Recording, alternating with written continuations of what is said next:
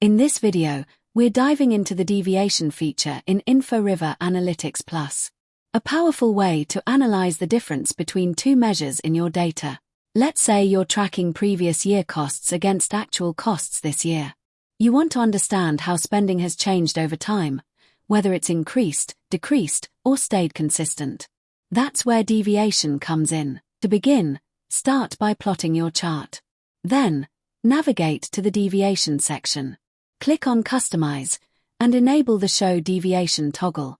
You'll see the display drop-down is set to Auto by default, but you can choose Create Your Own to manually select two data points for comparison, or use Custom Range to define the start and end index of your deviation manually. Other display options include First to Last Actual, First to Last, Minute to Max, Penultimate to Last, Last to Corresponding, or simply None. To reset dynamic deviation or switch between custom setups, use the Use ID toggle. To customize the look and feel of the deviation, adjust positive and negative deviation colors. Choose the label display from value, percentage, or both. Customize the font style as needed. Choose the view from Auto, Top View, or Side View. Customize the deviation label shapes, its border color and transparency. Use line corner to choose your indicator style. It can be arrow, bar, or dots.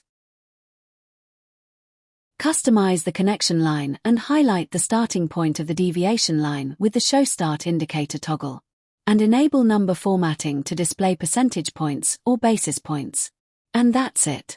With deviation, you can uncover insights, track performance, and tell compelling data stories. All with just a few clicks. Try it out and elevate your data analysis today. Download Inforiver Analytics Plus from Microsoft AppSource to experience this magic. For more information, refer to the documentation provided in the description.